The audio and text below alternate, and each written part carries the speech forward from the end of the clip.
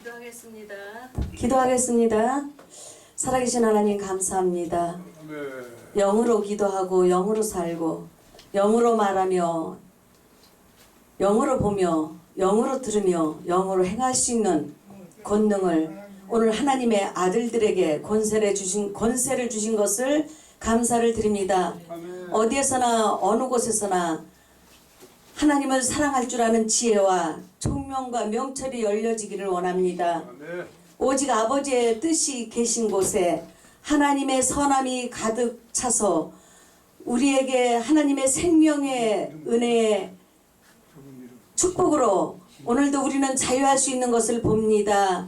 이 시대에 하나님 우리가 행해야 할 일들이 무엇인지를 깨닫게 하시고 하나님만 경외하며 하나님만 섬기며 하나님만 찬양할 수 있는 하나님의 백성들로 삼아 주시옵소서.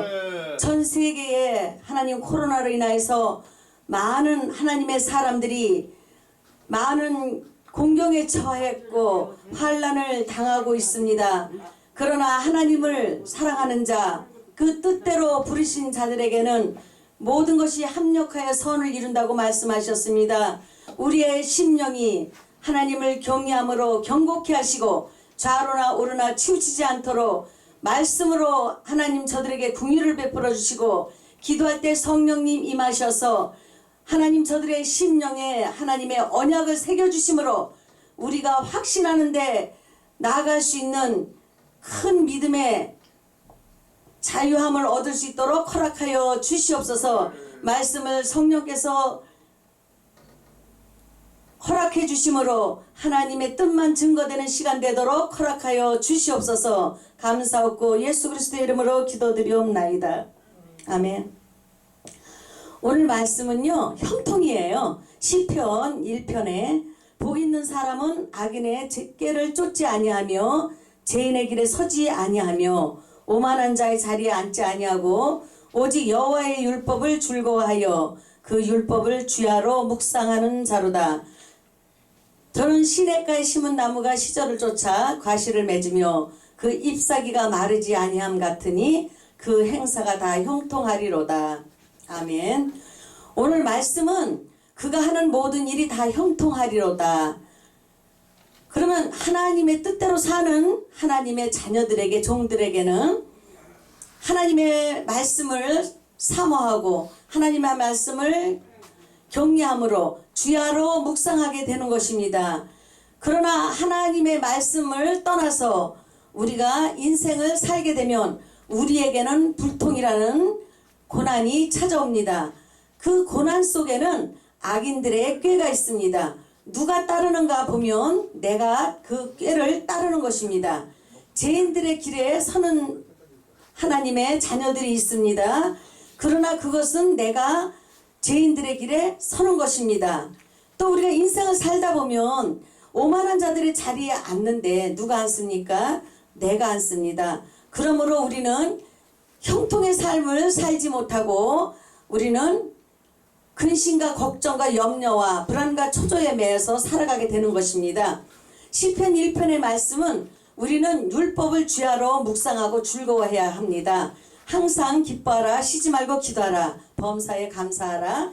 이는 예수 그리스도 안에서 너희를 향하신 하나님의 뜻이라고 살전 5장 16절부터가 있습니다.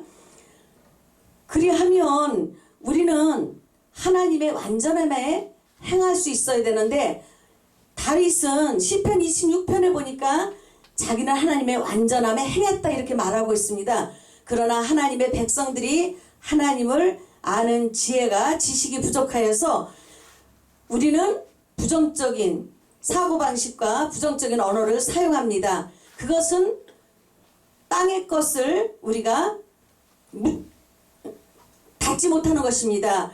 우리는 하나님의 자녀로서 성령을 통하여서 하나님의 말씀과 기도로 하늘의 문을 열어야 됩니다.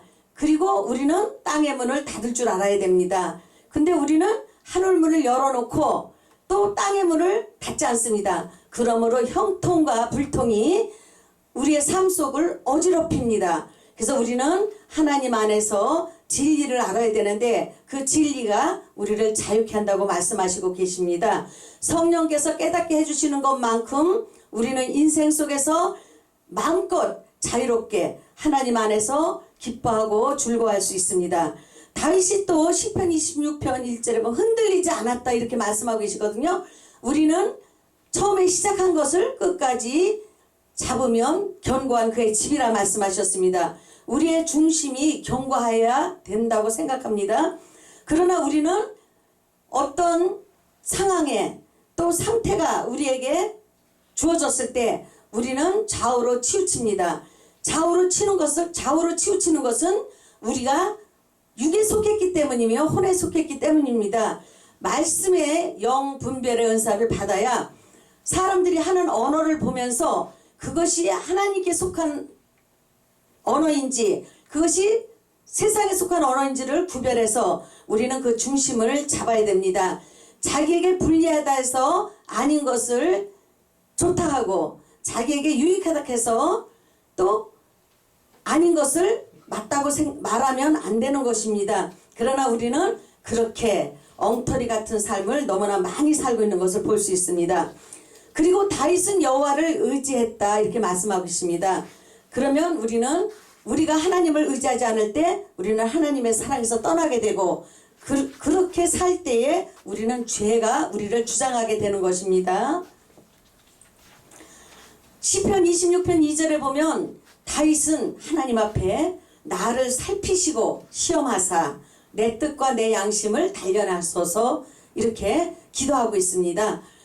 우리가 원하지 않는 현실 속에서 현재 속에서 우리가 어떤 고난이라는 것이 어떤 어려운 문제가 우리 앞에 놓여지면 우리는 그 문제를 놓고 얼마나 긍정적으로 살지 못하며 부정적으로 우리가 사는 것을 봅니다. 그러나 우리는 하나님을 알므로 인해서 긍정적인 언어와 긍정적인 방법과 하나님의 말씀으로 해결할 수 있는 지혜가 하나님 앞에 있어야 합니다. 우리가 기도할 때 하나님은 아버지가 되셨기 때문에 가르쳐 주십니다. 우리가 하나님 앞에 물어보지 아니하기 때문에 말씀하시지 않으시는 것입니다. 제가 오늘 아침에 일어나서 무슨 말씀을 하나님 전해야 할까요? 무슨 말씀을 우리가 무슨 말씀으로 은혜를 입어야 할까요? 하니까 하나님께서 시편 1편을 주셨습니다.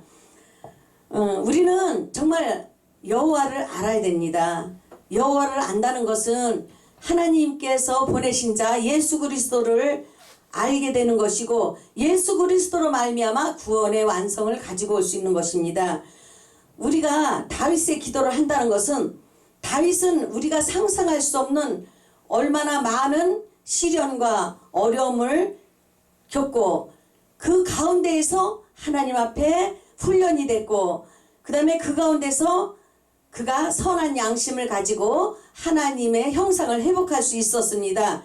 그래서 우리는 오늘도 선을 악으로 갚는 인생은 살면 안 되고 악으로 갚는 인생도 살면 안 됩니다.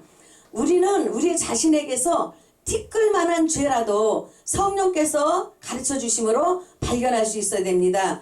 그런데 내가 죄를 알지 못하면 나를 의로운 줄로 인정하고 내가 의인의 반열에 서게 됩니다. 그럴 때 우리는 그 죄의 올무에 걸릴 수밖에 없습니다.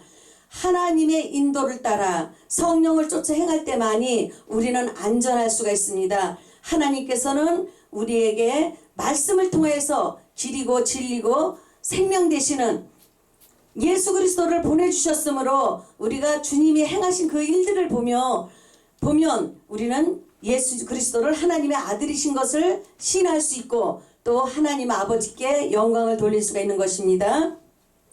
그래서 우리가 이 세상을 살아갈 때에 믿음의 지혜가 그리스도의 분량까지 장성해야 되는데 그것은 오직 은혜가 되는 수밖에 없는 하나님의 궁일하심입니다.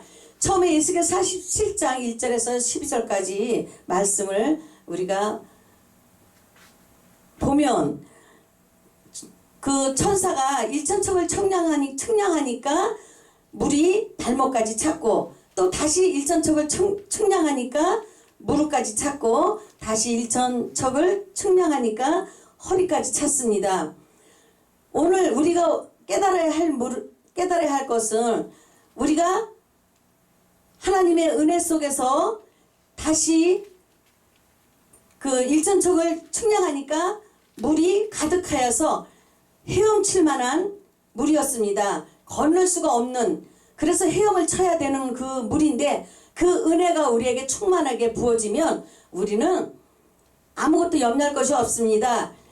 내가 내 자신을 알 때 내가 세상을 통치할 수가 있는 것이고 죄를 통치할 수 있습니다. 내가 내 자신을 알 때 세상을 다스릴 수가 있고 또 세상을 이길 수가 있는 것입니다. 우리의 이기면 이것이니 우리의 믿음이니라 이렇게 말씀하시고 계셔요. 그래서 우리는 은혜가 임하면 하나님의 새 생명이 회복되기 시작하고 잠깐 우리의 마음이 하나님에게서 벗어났다가 다시 하나님께로 와서 더 능력이 입혀지고 권능이 입혀져서 우리가 정말 모든 일에 하나님의 뜻을 이뤄갈 수 있으며 세상에 천국이 내 마음에 임하고 그것이 우리가 하나님의 사람으로서 날마다 하나님으로 말미암아 하나님의 주시는 은혜 속에서 구원의 기쁨도 이뤄가고 또 하나님의 형상도 회복해가면서 하나님께 영광 돌리는 삶을 살게 되시는 것입니다.